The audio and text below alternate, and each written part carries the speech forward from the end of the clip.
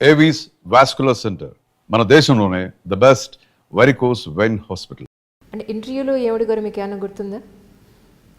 ఇంటర్వ్యూలో I have a small funny incident. Okay. ఈ interviews ముందు ఏమవుతుందంటే మాక్ ఇంటర్వ్యూస్ అని నడుస్తూ ఉంటాయి అన్నమాట. ఓకే.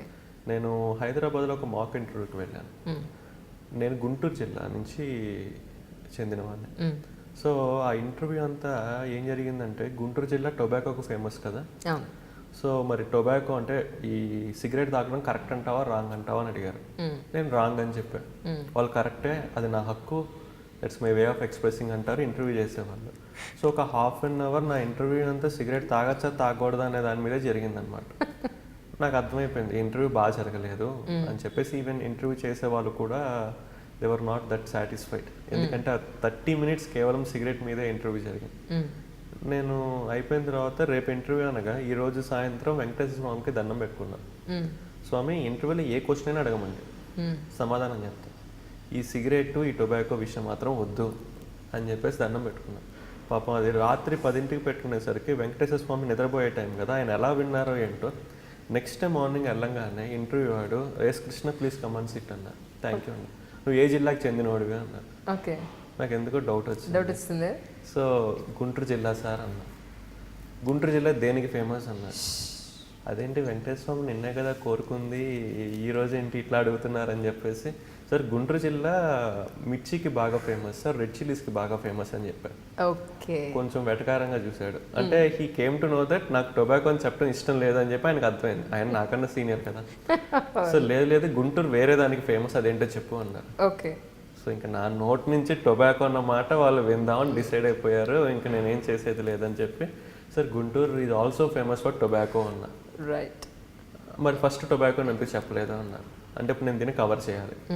సార్ ఒకప్పుడు టొబాకోకి ఫేమస్, ఇప్పుడు ఎక్కువ రెడ్ చిల్లీస్కి ఫేమస్ సార్, టొబాకో యొక్క మార్కెట్ తగ్గింది అన్నా. ఓకే సరే, అయితే నువ్వు గుంటూరు జిల్లా కదా, గుంటూరులో చాలామంది పొగాకు రైతులు ఉన్నారు కదా, నువ్వే గనక గుంటూరు జిల్లా కలెక్టర్ అయితే ఈ పొగాకును నిషేధిస్తావా ప్రమోట్ చేస్తావా అని అడిగారు. అబ్బా ఏదైతే వద్దనుకున్నాను సేమ్ అదే క్వశ్చన్ తీసుకొచ్చి నా ముందు పెట్టారనుకొని ఒక నిమిషం ఆలోచించి, సార్ నేనే కనుక గుంటూరు జిల్లా కలెక్టర్ని అయితే టొబాకోని వెంబటినే నిషేధించాను. ఒక 5 ఏళ్ళు రోడ్ మ్యాప్ పెట్టుకొని ప్రతి సంవత్సరం కొంచెం నిషేధిస్తూ, ఆ నిషేధిస్తున్న కొంచెంలో రైతులకు వేరే జీవనోపాధి కల్పిస్తూ గ్రాడ్యువల్గా 5 yearsలో దాన్ని జీరో చేస్తాను సార్.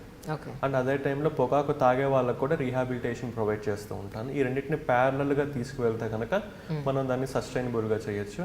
సడన్గా రేపు వచ్చేసి నేను గుంటూరు జిల్లా కలెక్టర్ అయ్యాను, టొబాకోని ఆపేస్తాను అంటే అది చాలా కౌంటర్ ప్రొడక్టివ్ అవుతుంది, చాలా లైవ్లీహుడ్ నష్టపోతాము. సో అందుకని ఫేజ్ వైజ్గా మారుస్తాను అన్న. సో ఎందుకు నేను ఈ సమాధానం చెప్పానో తెలియదు, బట్ ఈ సమాధానంలో వాళ్ళకేం కనిపించిందంటే ఒక మెచ్యూరిటీ. అంటే వీడు ఎడహాక డెసిషన్ తీసుకోడు, ఊరికే చేతిలో పవర్ ఉంది కదా అని చెప్పి ఇష్టం వచ్చినట్టు చేసాడు, ఆలోచిస్తాడు అన్న ఫీలింగ్ అనేది నేను 5గురిలో చూశాను అనమాట. సో దట్ ఈస్ వాట్ అప్పుడు అనిపించింది. కొన్నిసార్లు ఆ దేవుడే మనకి సపోర్ట్ చేస్తాడు అని చెప్పేసి అండ్ ఐ ఓవర్కమ్. నేను ఏ క్వశ్చన్ అయితే వద్దనుకున్నాను ఆ క్వశ్చన్ వచ్చింది, బట్ అనుకున్న దానికన్నా నేను చాలా మంచి ఆన్సర్ చెప్పగలిగాను. ఓకే. ఓకే, అదొకటి. అది కాకుండా ఇంకేం అడిగారు మిమ్మల్ని? అంటే చాలా మంది ఎదురు చూస్తున్నారండి ఫైనల్ ఇంటర్వ్యూలో ఏం అడుగుతున్నారు, వీళ్ళు ఎలా చదివారు. There is one more incident. Sometimes like my close friend is Hari. Okay, especially in preparation ఇంకెలా ఉండేదంటే మేము పొద్దున్నే లేవగానే కలిసి జాగింగ్కి వెళ్ళేవాళ్ళం, కలిసి బ్రేక్ఫాస్ట్, తర్వాత మళ్ళీ రెడీ అయిపోయిన తర్వాత కలిసి చదువుకునే వాళ్ళం. తన జాబ్ చేసుకునేవాడు, నేను ప్రిపరేషన్ చేసుకునేవాడిని, మళ్ళీ ఈవినింగ్ వెళ్ళాం. సో ఎప్పుడు కలిసినా సరే we use to discuss. I will tell a small example అండి. ఒకరోజు బైక్ మీద నీలోఫర్ కేవ్కి టీకి వెళ్తున్నాం. ఓకే. మై ఫ్రెండ్ వెనకాల కూర్చొని భుజం మీద ఇలా చేపెట్టి, అరే నాకెందుకో నీకు లీక్ న్యూ మీద క్వశ్చన్ అడుగుతారేమో అనిపిస్తుందిరా, నువ్వు చదువుకో అన్నారు. ఆయన ఎవరు అన్నారు.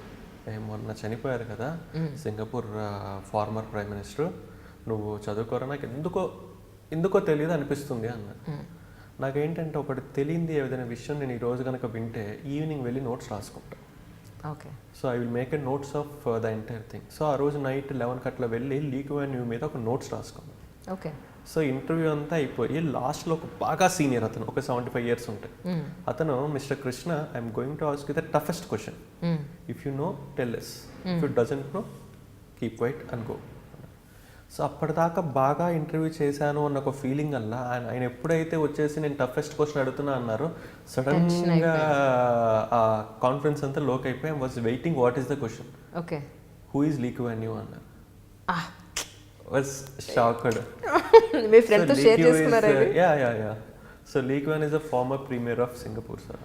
వై హీస్ ఇన్ న్యూస్ అన్నారు. Sir he's recently expired sir, that's the reason why he's in news. What is his greatness అన్నారు. సార్ ఆయన సింగపూర్ని ఈ విధంగా డెవలప్ చేశారు, ఒక పేదరికం నుంచి ధనిక దేశంగా మార్చారు. ఎలా మార్చారు సార్? ఇనిషియల్గా ఆయన పోర్ట్ని డెవలప్ చేశారు, టూరిజంని, ఫినాన్షియల్ హబ్స్ని, స్టార్టప్స్ని, అట్లా అన్నిటిని డెవలప్ చేసుకుంటూ వచ్చి ఈరోజు సింగపూర్ని ఒక ధనిక దేశంగా మార్చారు. మరి ఆయనలో ఉన్న నెగిటివ్స్ ఏంటి అన్నారు. సార్ ఈ క్రమంలో మీడియాని బాగా అణిచివేశారు, పీపుల్ యొక్క ఫ్రీడాన్ని కొంచెం అణిచివేశారు, అది ఆయనలో ఉన్న నెగిటివ్స్ అన్నారు. Okay then Teja, very good, తీసుకో. అంటే ఆయన కష్టమైన క్వశ్చన్ అడుగుతా అని చెప్పి ఆ క్వశ్చన్లో కూడా మళ్ళీ సబ్ క్వశ్చన్స్ కూడా నేను ఆన్సర్ చేయగలిగాను. నోట్స్ ప్రిపేర్ చేసుకోవడం వల్ల. యా, అంటే లైక్ ఒక కాన్సెప్ట్ని సమగ్రంగా చదవటం వల్ల.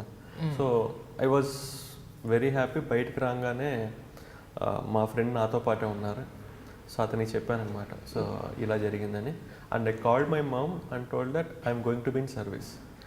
ఏది వస్తుందో తెలియదమ్మా, బట్ ఈసారి మాత్రం నేను సర్వీస్లో ఉంటున్నానని చెప్పాను. అండ్ చెప్పి అమ్మ నువ్వు నాన్నకు కానీ ఎవరికి చెప్పొద్దు, మళ్ళీ వాళ్ళు ఆశలు పెట్టుకుంటారు, మళ్ళీ ఒకవేళ రాకపోతే ఇబ్బంది అవుతుంది, బట్ నాకు ఈసారి మాత్రం సర్వీస్ వస్తుంది మా అన్న. So I got service that time. తర్వాత ఎన్ని రోజులకి ఎంట్రీ అయిన తర్వాత ఎన్ని రోజులకి రిజల్ట్ వచ్చింది? June 4th is my interview and July 2nd is the results. Okay, వచ్చిన రోజు పరిస్థితి ఏంటి ఒకసారి చెప్తారా? So actually again